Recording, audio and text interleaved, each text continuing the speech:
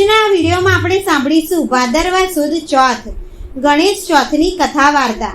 આ દિવસને ભગવાન શ્રી ગણેશનો જન્મદિવસ અને ગણેશ ચતુર્થી વ્રત પણ કહેવાય છે। તો આજે આ વિડીયોમાં આપણે સાંભળવાના છે ગણેશ ચતુર્થીની વ્રત કથા।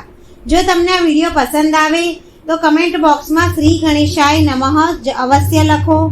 મિત્રો, આજે આ ભગવાન શ્રી ગણેશનું વ્રતનું પૂજન કરીને ઉપવાસ કરીને ભક્તો વ્રત કથા અવશ્ય સાંભળે છે। શાસ્ત્રોમાં કહેવાયું છે કે સોપારી તરીકે પણ ભગવાન શ્રી ગણેશજીની પૂજા કરી શકાય છે। ભાદરવા સુદ ચોથથી ભાદરવા સુદ 14 સુધી ભગવાન ગણેશનું સ્થાપન થાય છે, પૂજા વિધિ થાય છે। ભગવાન ગણેશની માટીમાંથી બનાવેલી મૂર્તિની પૂજા આરાધના થાય છે। 10 દિવસ સુધી ભગવાન ગણપતિનો ખૂબ ધામધૂમથી ઉત્સવ ઉજવાય છે।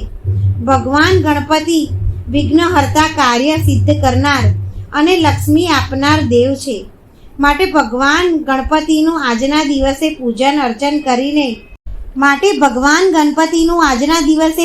અર્ચન કરીને વ્રતકથા અવશ્ય સાંભળવી જોઈએ।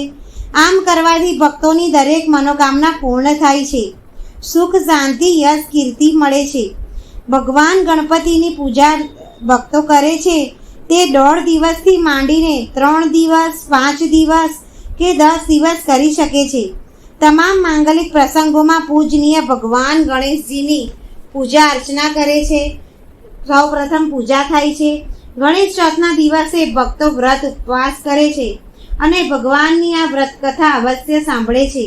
તો આવો મિત્રો, આપણે સાંભળીએ ભગવાન ગણેશજીની વ્રત કથા। બોલો શ્રી ગણપતિ ગજાનંદ મહારાજની જય।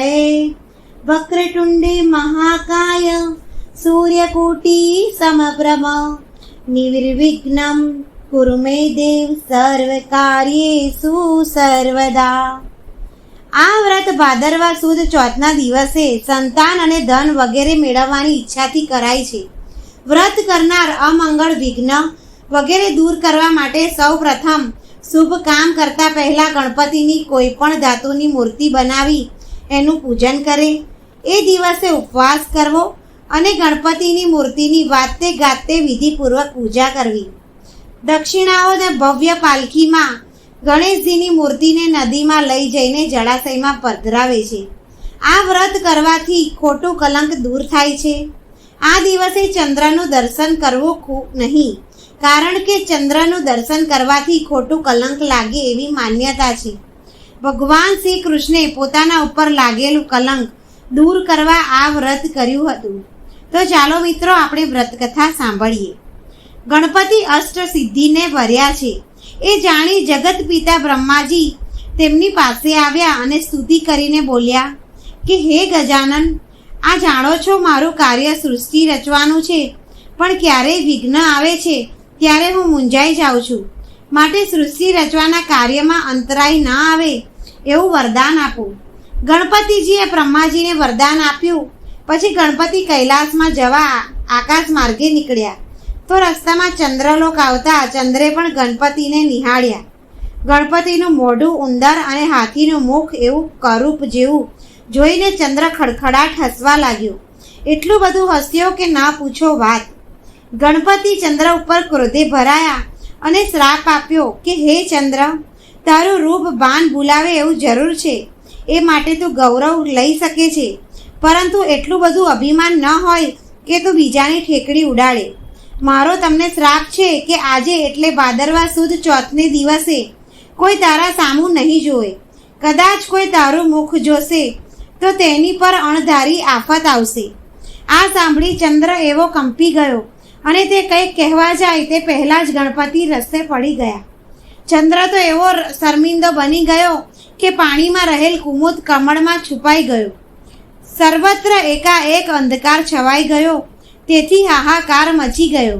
દેવો તુરંત બ્રહ્માજી પાસે ગયા અને કહેવા લાગ્યા કે હે બ્રહ્મદેવ, ચંદ્રને શ્રાપનું નિવારણ બતાવો। બ્રહ્માજીએ કહ્યું કે આ તો ગજાનનનો શ્રાપ કહેવાય, તેને ગજાનન સિવાય મિથ્યા કરવા કોઈ શક્તિમાન નથી। જુઓ, હું તમને ગણપતિને પ્રસન્ન કરવાનો માર્ગ બતાવું છું। થોડા દિવસ પછી ભાદરવો મહિનો બેસે છે। એ મહિનામાં સુદ એકમથી લઈને સુદ ચોથ સુધી ગણેશ ચોથનું વ્રત કરે છે એ પ્રથમ ગણપતિજીની કોઈ પણ ધાતુની મૂર્તિ બનાવીને કે પછી માટીની મૂર્તિની કે પછી એકમથી ચોથ સુધીમાં જે દિવસો સારો હોય તે દિવસે સારા ચોઘડીએ ગણેશજીની સ્થાપના કરી તેમનું પૂજન કરવાનું અને લાડવાનું નૈવેદ્ય ધરાવવાનું. ભાદરવાના સુદ 14ના રોજ સાંજ પડે એટલે ગણપતિજીની મૂર્તિને વાતે ગાતે લઈ જઈ જળાશયમાં પધરાવી દેવાની. આ દિવસે બ્રાહ્મણને જમાડવામાં આવે અને યથાશક્તિ દાન કરવામાં આવે તો જરૂર ગણપતિજી પ્રસન્ન થશે અને શ્રાપમાંથી મુક્તિ મળશે. દેવોની સાથે આવેલા ઇન્દ્રે દેવે બૃહસ્પતિ મારફત ચંદ્રને સંદેશો પહોંચાડ્યો. ચંદ્ર ગણપતિજીનું પૂજન કરી ગણેશ ચોથના વ્રતનો આરંભ કર્યો અને વિધિપૂર્વક વ્રત કરવા લાગ્યા. તે સવાર સાંજ ગણપતિને પ્રાર્થના કરતો કે હે ભગવાન, મારાથી અણસમજમાં આપને કંઈ આડું અવળું બોલાઈ ગયું હોય તો તે માટે ક્ષમા માગું છું. એ માટે મને ઘણો પસ્તાવો છે. હવેથી એવી ભૂલ નહીં થાય. આપ મને દયાના સાગર છો તો આપ મને કૃપા કરીને શ્રાપ મુક્ત કરો.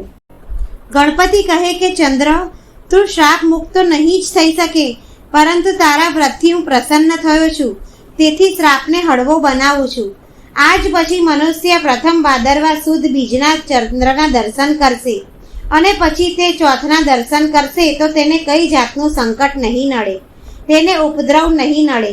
બાકી ભાદરવા સુદ ચોથના દિવસે તારા દર્શન કરનારને કલંક લાગ્યા વિના નહીં રહે.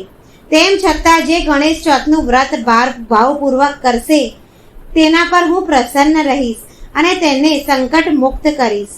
જે કોઈ આ ગણેશ ચોથનું વ્રત કરશે અથવા વ્રતની કથા કહેશે, સાંભળશે, તેના પર ગણપતિજીને પ્રસન્ન રહેશે અને તેને સુખ, શાંતિ, સમૃદ્ધિ, ઐશ્વર્ય પ્રાપ્ત થાય છે.